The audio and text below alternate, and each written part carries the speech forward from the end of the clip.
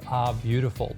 It's produced by Child Rescue's partner, Destiny Rescue, and it focuses on 17-year-old M, who was forced into sexual exploitation by her own impoverished parents in Thailand. Offered a way out, M found not only an escape, but freedom from the chains of bitterness, anger, and trauma that tied her to her painful past. This is the story of the astonishing transformation within a young life on the journey from brokenness to new hope in Jesus Christ. And to discuss the documentary, we have Child Rescue's National Manager, Brian Saipe, here with us in the studio. And he's previously worked for the Salvation Army and Rema Media in New Zealand, as well as other charities. Welcome, Brian. Thank you both. Nice to be here. It's nice to have somebody actually in studio with us. It's been a while. It really is. So look, why don't you tell us about your role with Child Rescue and your role as National Manager? How did that come about? How did you become involved?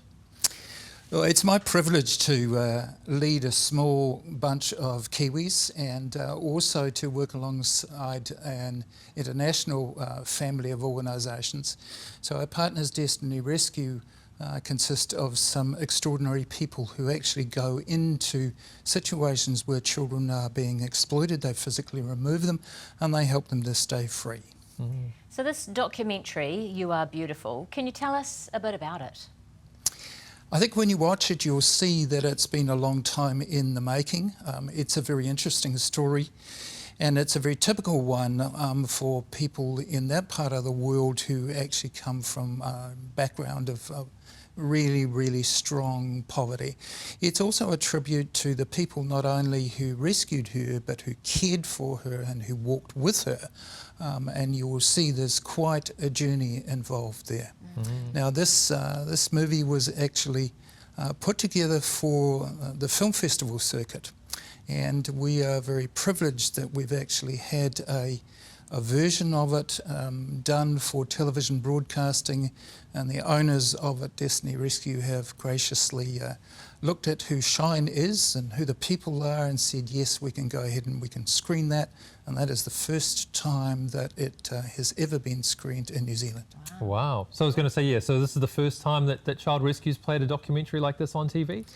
Yes, it is, Andrew. But God willing and Shine willing, there will be more. Watch this space. So how common is it to hear of a story like M's?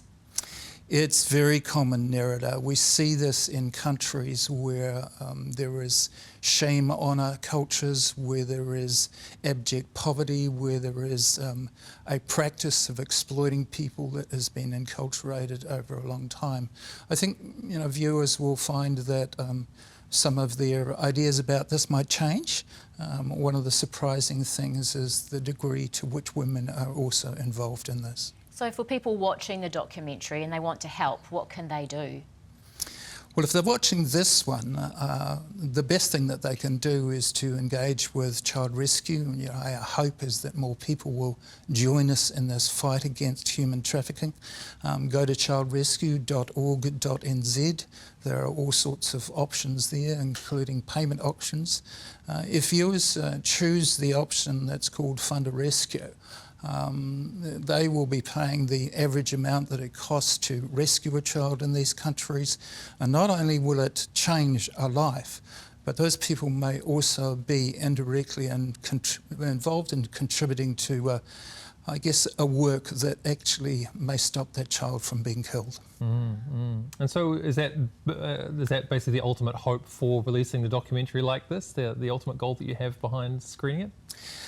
That's part of it. I think the other thing too is to really show the people who have supported us, and we have a small, gracious and generous group of people in New Zealand who have been helping us for some time. It does sort of tell them that this is what's possible when people actually get behind an organisation that works in this field. Sounds amazing, Brian. Thank you so much for coming into the studio and chatting with us.